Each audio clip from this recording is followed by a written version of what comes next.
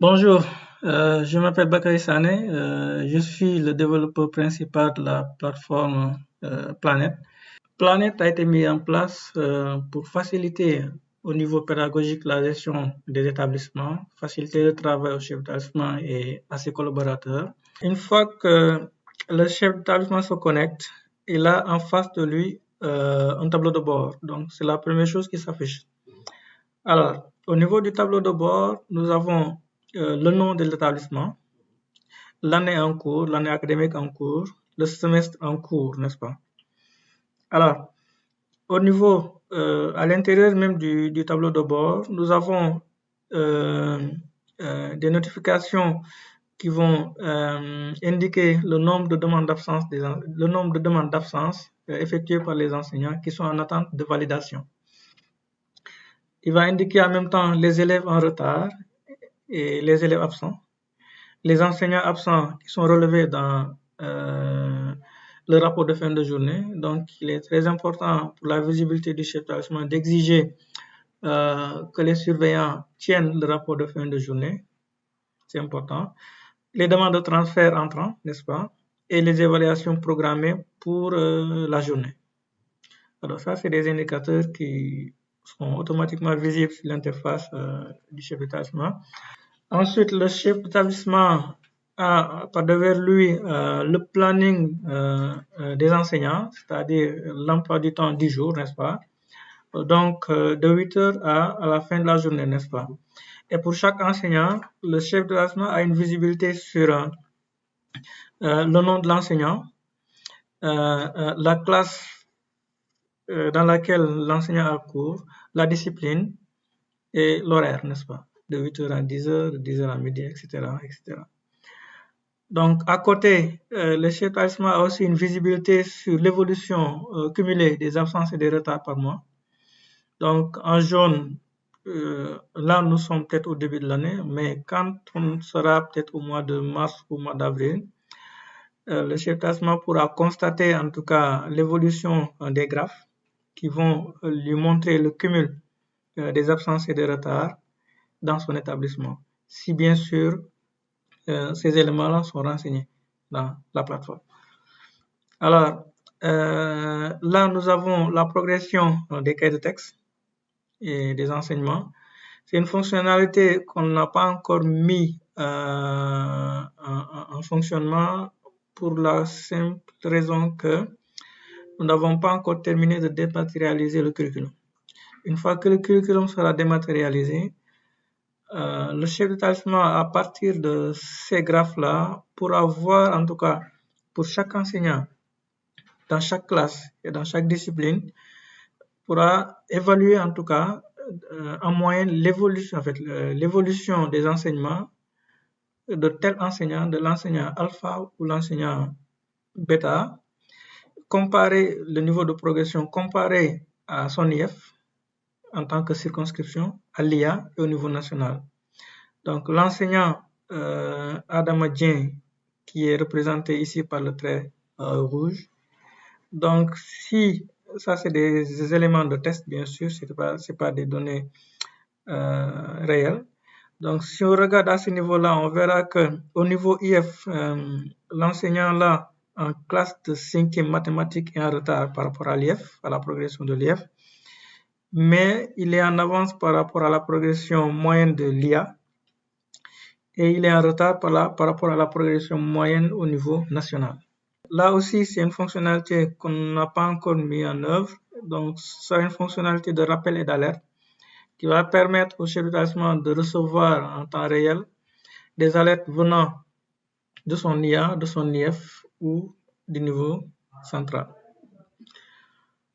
Donc, ça, c'était le tableau de bord.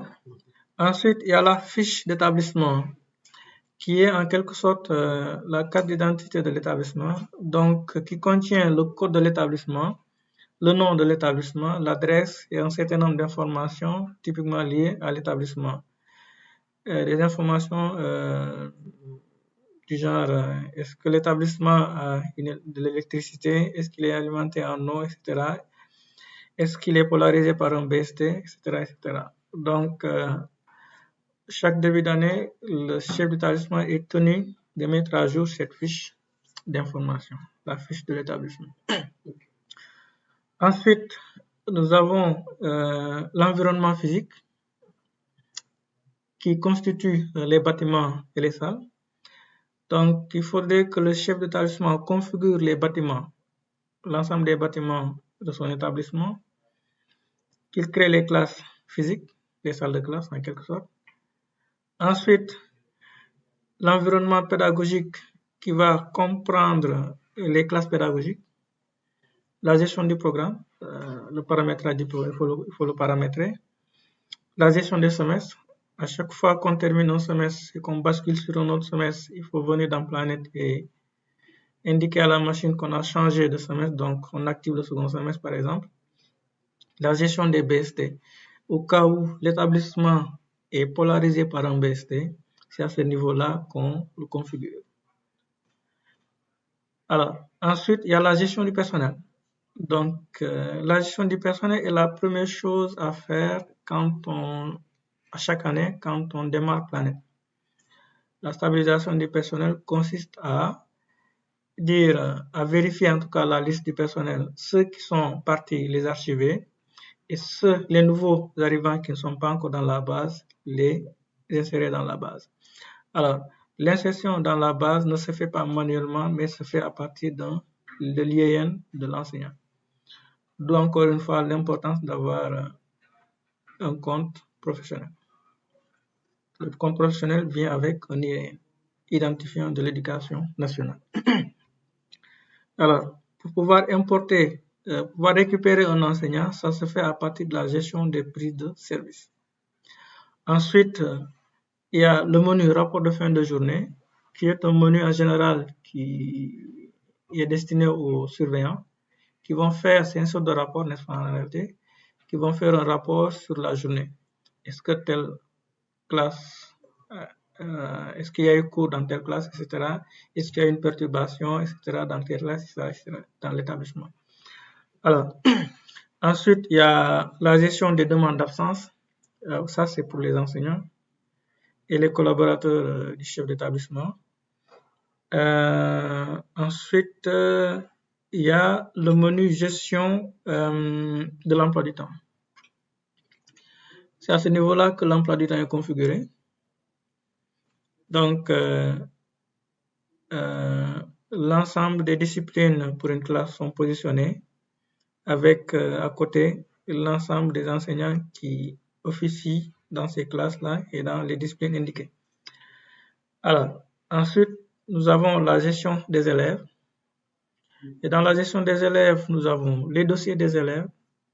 Donc, à ce niveau-là, le chef d'établissement, l'ensemble des élèves de son établissement peut accéder à un dossier, consulter les informations liées à cet élève-là.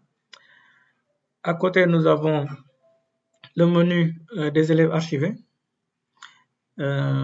Pourquoi archiver? Parce qu'il peut arriver que l'élève qui était là l'année passée ne soit plus là, transféré dans un autre établissement.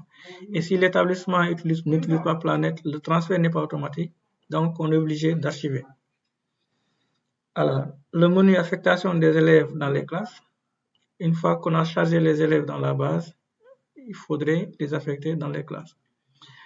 Initialement, dans l'import initial, le chef d'établissement a la possibilité d'importer directement les élèves dans les classes pédagogiques, mais il a aussi la possibilité d'importer les élèves par niveau et ensuite venir les affecter dans les classes. Ensuite, il y a le menu inscription et le menu options des élèves. C'est à ce niveau-là qu'on définit les options des élèves. Alors, ensuite, nous avons le menu transfert. Donc, dans ce menu-là, vous avez deux sous-menus, les transferts sortants et les transferts entrants. Donc, les transferts sortants, c'est ce qu'on appelle les demandes de transfert. Un élève qui demande un transfert vers un établissement, donc c'est à ce niveau-là que le chef d'établissement pourrait faire la demande, n'est-ce pas? Et un menu réception, un sous-menu réception transfert. Donc, tous les transferts entrants sont listés à ce niveau-là et ce sera au chef d'établissement, après consultation du dossier, de valider la demande de transfert ou de la rejeter. Ensuite, il y a la gestion des cours du mois. Donc, c'est à ce niveau-là que les enseignants vont gérer le cahier de texte, renseigner les absences et les retards.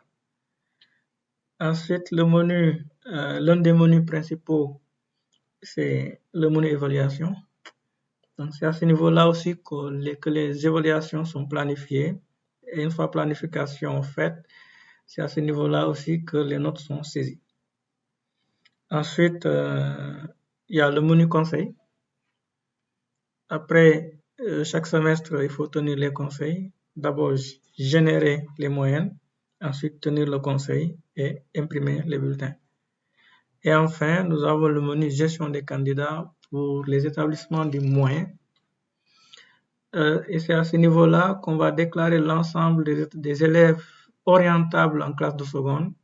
Et une fois que la déclaration est faite et que toutes les informations sont renseignées, c'est à ce moment-là que les CAUSP pourront récupérer les informations de manière systématique. Donc, globalement, c'est ça, Planète. Alors, au niveau IAIF, disons au niveau central et déconcentré, ils ont une visibilité, mais de manière macro. Ils ne vont pas entrer dans les détails, aller dans les dossiers des élèves. Bon, ce n'est pas des éléments qui peut-être les intéressent, mais ils vont avoir des informations cumulées de manière macro.